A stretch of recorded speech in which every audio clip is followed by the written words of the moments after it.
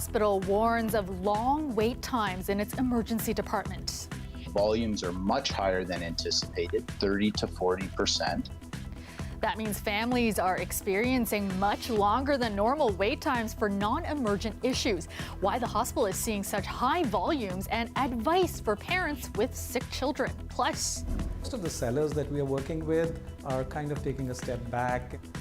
New home listings in Toronto hit a 20-year low as the city continues to feel the chill from high interest rates and inflation. We'll break down the latest numbers and unfortunately, we'll probably have to take job action if common sense doesn't come to the table. The union representing thousands of GO Transit workers warns a strike could be coming as contract talks with Metrolinx stall.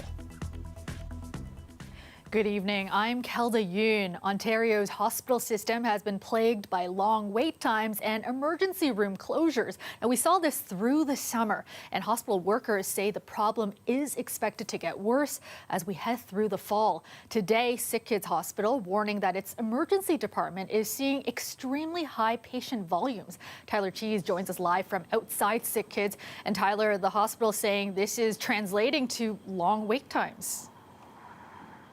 Yeah, Kelda, they say this is translating to longer than usual wait times for issues that don't require emergency care.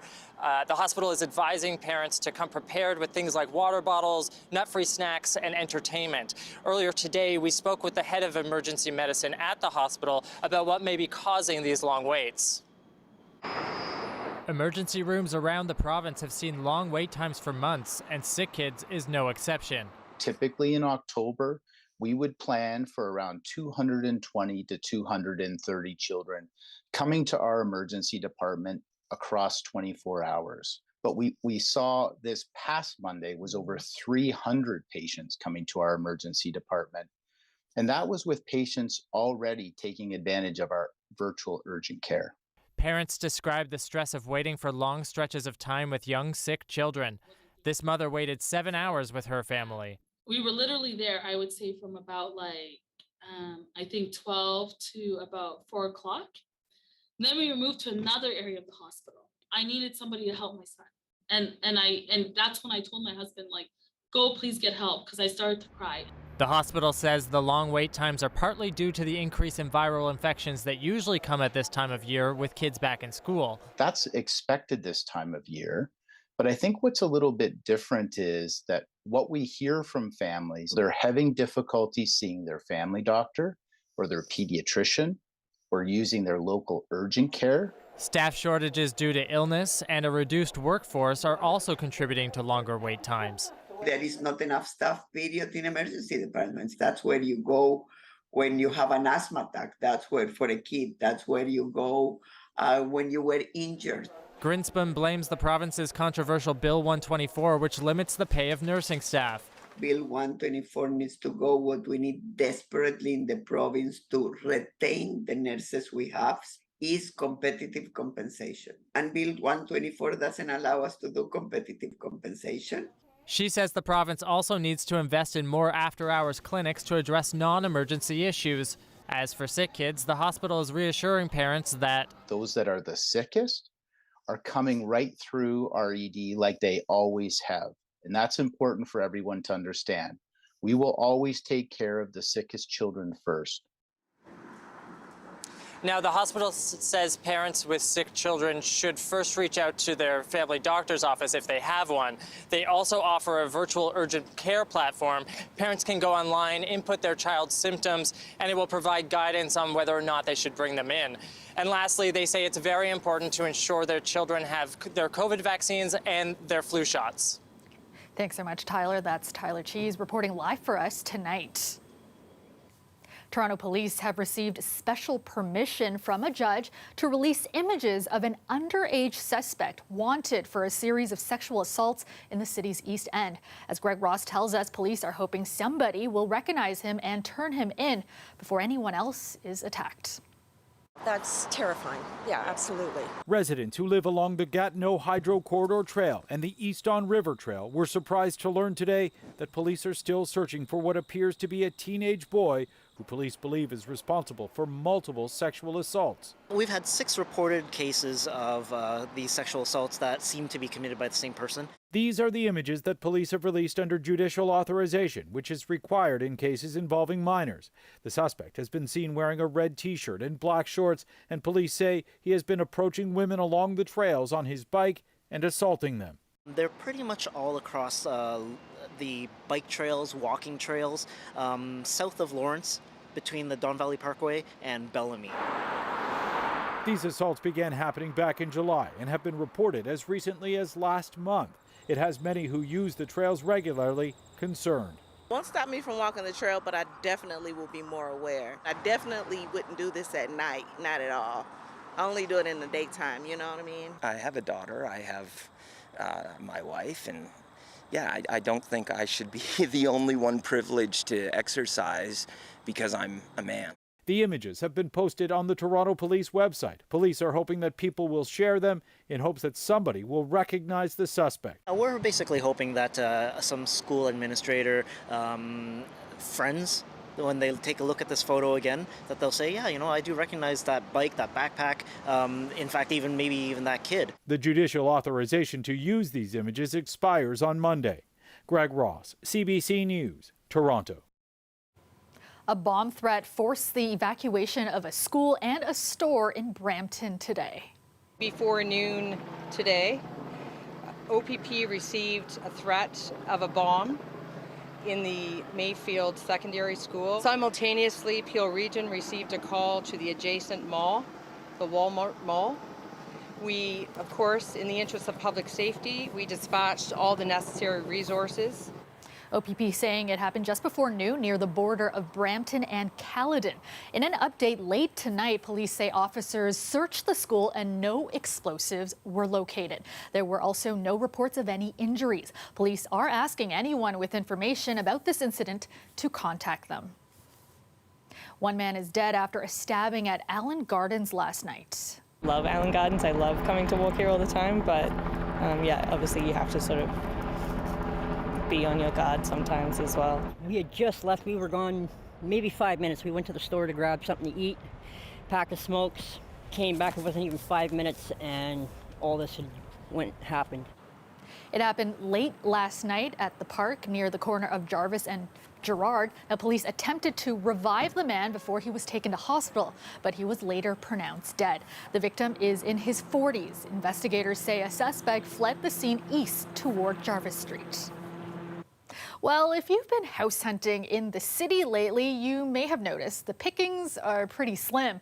New home listings in Toronto and the GTA have hit a 20-year low. Numbers released today by the Toronto Regional Real Estate Board show home sales in September fell 44% compared to last year. Natalie Collada takes a closer look. Take a walk in pretty much any Toronto and GTA neighborhood of late, and you may notice fewer for sale signs. Most of the sellers that we are working with are kind of taking a step back. Toronto and GTA broker Varam Mathur says it's clear. A lot of sellers have to reconcile to the fact that they're not going to get the prices they were getting a few months back. Most of the buyers the biggest challenge is what we're seeing in the numbers today. Not enough listings, so they cannot find things that they really like. Not much choice in the market. The new numbers released today by the Toronto Regional Real Estate Board show home sales for September dropped by 44% from the year before, with the number of new listings in the region hitting a 20-year low, dropping 16%, the lowest number of new listings reported for September since 2002, with the average home price dipping 4.3% from last year to just over $1 million. I was not even remotely surprised. Experts say high interest rates and inflation are cooling Toronto and the GTA's hot housing market. I think when you have seen a speculative bubble, when you see an interest rate increase, and when you see all the uncertainty, I would expect nothing other than fewer people putting their houses on the market, fewer people buying houses as everybody really holds their breath and waits to see what happens next. So does this mean Toronto and the GTA's housing bubble has finally burst? Well, possibly. Experts say the Bank of Canada is hinting another interest rate hike could be on the horizon, and that could further push housing prices down. But they say it's important to consider the entire picture. Another thing that you want to be looking at is how stable is your employment income? How much could your income withstand a recession and the potential for job loss associated with it? On the plus side, Mather says the cooler market means fewer bidding wars and allows buyers to request more conditions like home inspections. Still, the situation is far from ideal. Be ready for higher rates going forward, and market will be a little bit tumultuous going forward as well. Natalie Collada, CBC News, Toronto. Dahlia Ashry joins us now with a first look at the forecast. And Dahlia, an absolutely gorgeous day. We got the sunshine and temperature is pretty warm for this time of year. That's right, Kelda. We're sitting at seasonal temperature. Well, actually just a little bit above it. Earlier today, the normal high usually this time of year is 16 degrees. And today we were sitting at 22. So just a bit above the seasonal temperatures. We have a lot of that sunshine and clear skies because of that high pressure system that's moving across the province. But I can't say the same for tomorrow night, but we'll get to that in a bit. First, let's start off with the daytime highs in Toronto, 22 degrees. Oshawa, 21, a little cooler out there, and a little cooler out in Ottawa, and also in Kingston, 18 degrees. Now, we will not be seeing any rain tonight. And again, there is a high pressure system that is moving across the province here, as we could see. Now, as we head into Thursday night and Friday, we can see that precipitation activity and that low pressure system starting to make its way through into the GTA, giving us those rainy conditions. Friday during the day, in the morning, you'll see the rain. And then during the rest of the week, it's more so dry conditions again. Tonight, temperatures will drop to 12 degrees, partially cloudy, and then tomorrow 22 degrees. So we're still seeing our range in the 20s, but it all change tomorrow night. Kelda? Thanks so much, Dahlia. The union representing more than 2,000 GO bus drivers warns a strike could be coming. It says contract talks with Metrolinx aren't seeing any progress, and it has written to the TTC warning them to prepare. Lorena Redekop has more. GO buses carry thousands of commuters, but the union representing 2,200 GO Transit staff says a strike could be coming. We are very, very quickly approaching that point of no return. And unfortunately, we'll probably have to take job action if common sense doesn't come to the table with Metrolinx representatives. Some commuters transfer between GO buses and the TTC. The National Union president sent this letter to the head of the TTC, warning of difficult contract negotiations and the very real possibility of a labor disruption. He asks that workers not be requested to cross picket lines. He says he sent the same letter to other transit agencies across the GTA and Hamilton. Amalgamated Transit Union says a key issue is job security at a time when some work is being contracted out, and says there's confusion over Bill 124, the government's bill to cap wage increases to 1% a year. Here we are 6 months into this. If they were serious about getting a contract, we would have hammered out a deal because we are serious. The NDP's transit critic wants the Premier to get involved. Repeal Bill 124. Tell folks at the table to give people a fair deal, and this is resolved. The union doesn't have to spend money on lawyers. The government doesn't have to spend money running the risk of a strike. The spokesperson for the Minister of Transportation sent a statement saying their goal is to keep transit services running, that negotiations are ongoing, and they're hopeful an agreement will be reached as soon as possible. Metrolinx also sent a statement, the same one it issued late last month, before the union was in a legal strike position, saying it is continuing to negotiate with the union, hopeful an agreement will be reached, and GO bus services are continuing to operate as scheduled. That's as the union warns the next few days are critical. Lorena Redekop, CBC News, Toronto. Officials with Toronto's public library system are working on a menu of options for service reductions in the face of a request for a 0% budget increase from the city for the upcoming year. a 0% budget change, as has been noted, is really effectively a cut because you're spending, a certain amount of money, but you're getting less for what you're spending. I don't think that that is what the people of Toronto who use libraries deserve. And it's certainly not what we would expect in a world-class library system like Toronto Public Library. One city councillor who sits on the TPL board says libraries are the cornerstones of our neighborhoods, and he won't support the city's request to maintain the current budget without increases. Our libraries provide language lessons. Our libraries lend instruments. Our libraries are the only internet access that a lot of people with low incomes have. Our libraries are the first point of contact that many newcomers have to public services. There is no word on any service cuts yet. Now, the 2023 library budget will be submitted to the board at its meeting on October 25th. Welcome back. The first storefront to sell magic mushrooms in Toronto has opened and in plain view of authorities. While the psychedelics are being tested by doctors to treat people for things like depression and anxiety, they are technically illegal in Canada. Catherine Brillat spoke with people who work at the company who say the shop is also a political statement. Signs promoting the sale of magic mushrooms are sprouting up downtown, and the first dispensary selling the illegal psychedelic opened its doors last month. Yeah, you can get it right now, yeah. CBC used a hidden camera to show inside the store. Despite advertising a strictly medical purpose to their product, Shroomies does not ask for a prescription or require a medical visit. So you're actually saying that you're self-medicating using psilocybin mushrooms? CBC agreed to protect the identity of company's district manager, who spoke to us from Ottawa, where another store is open and operating. And then we just decided to try and promote the conversation, spread awareness, and protest access. Federal laws only allow for the legal use of psilocybin, the main active component of magic mushrooms, under two types of exemptions. Lawyer Paul Lewin says both are flawed.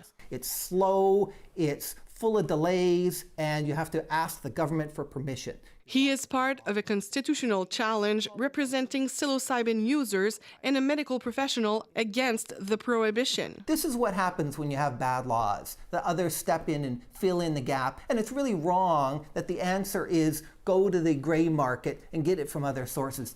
Health Canada has approved 81 exemptions since 2020, 16 just this year. Another way to legally access psilocybin is by participating in a clinical trial. Dr. Ishrat Hussain was the first to receive a federal grant to study the potential beneficial effects of psychedelics on patients suffering from depression.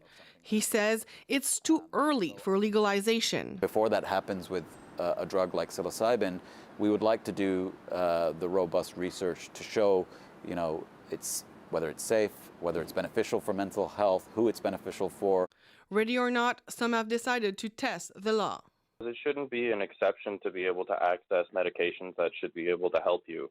Shroomies manager says their first store here in Toronto, like their location in Ottawa, has not been visited by law enforcement. Toronto police say they are aware magic mushrooms are circulating and have made 31 arrests this year. Catherine Brillat, CBC News, Toronto. And this is a live shot of the Toronto skyline, mostly clear tonight with some cloud cover moving in overnight. Currently pretty warm outside, 16 degrees downtown. Let's go back to Dahlia now with a more detailed look at your forecast. And Dahlia, we're still in the double digits tonight, but it will be a different story tomorrow night.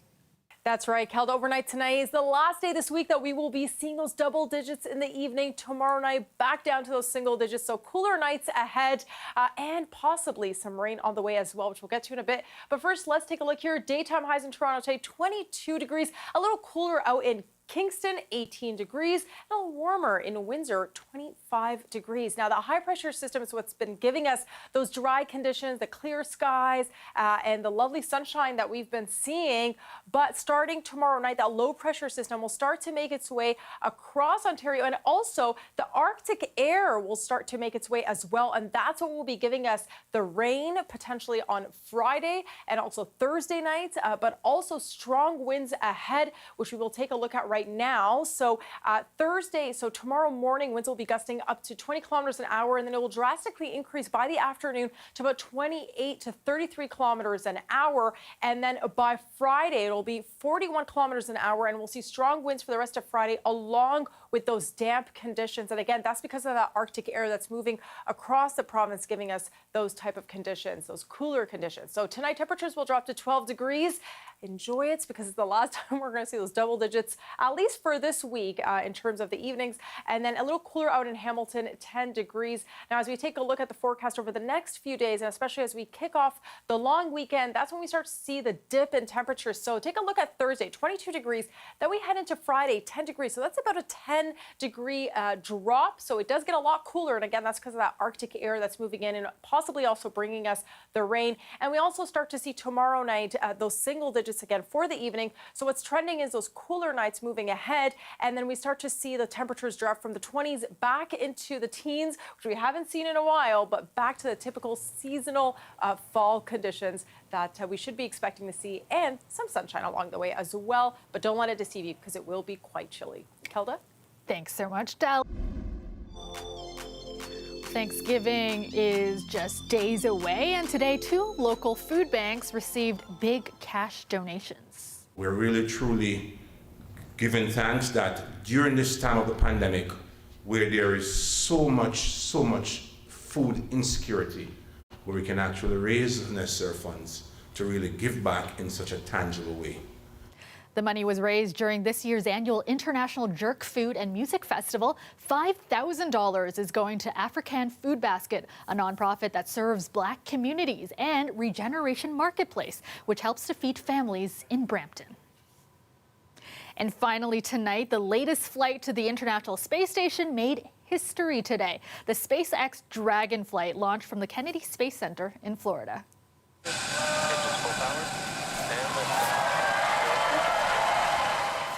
The expedition's mission commander is Nicole Mann, who is the first Native American woman to go to space. The 45-year-old astronaut is a member of the Wailaki of the Round Valley Indian tribes in California.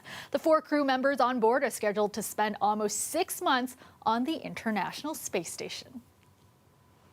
And that is our show for you tonight. Thank you so much for watching. Dwight Drummond has your next local newscast tomorrow at 6. I will see you back here tomorrow night at 11. Have a great night.